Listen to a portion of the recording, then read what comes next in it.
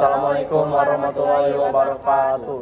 Perkenalkan, nama saya Alfred Edmantulus Numantobi. Saya Muhammad Hafiz Al-Fatah. Nama saya Mela Septiani. Dan sekarang kami akan menjawab soal dari latihan 2.4. Jadi soal yang pertama itu pajak adalah kontribusi wajib kepada negara yang terutang oleh orang pribadi atau badan yang bersifat memaksa. Mengapa dalam proses pemungutannya pajak harus bersifat memaksa? Jawabannya, pajak harus bersifat memaksa karena pajak merupakan kewajiban warga negara yang diatur dalam undang-undang. Jika tidak bersifat memaksa, banyak orang bisa tidak membayar pajak sehingga pembangunan negara akan terhambat. Soal yang kedua itu jelaskan fungsi pajak yang digunakan sebagai alat untuk mengatur dan melaksanakan kebijakan negara dalam bidang ekonomi dan sosial.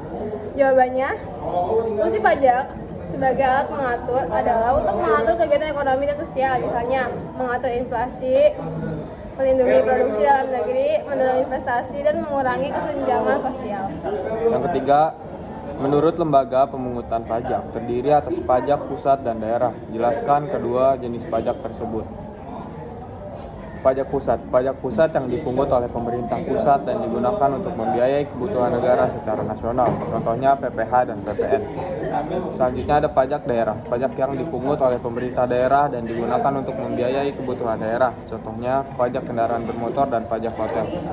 Soal nomor 4, jelaskan sistem pemungutan pajak yang berlaku di Indonesia.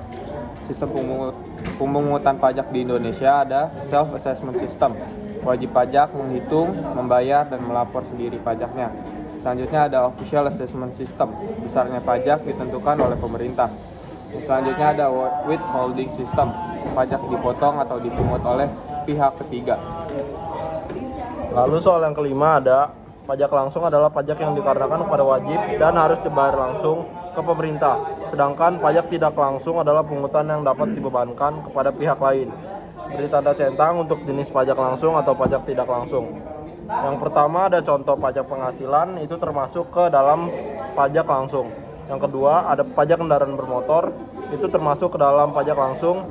Dan yang ketiga ada pajak bea masuk, termasuk ke pajak tidak langsung. Lalu yang keempat ada pajak bumi dan bangunan, itu termasuk ke pajak langsung.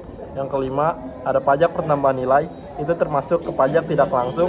Yang keenam ada pajak penjualan barang mewah, itu termasuk ke pajak tidak langsung. Dan yang terakhir ada pajak ekspor, yaitu pajak tidak langsung. Sekian dari kami. Wassalamualaikum warahmatullahi wabarakatuh.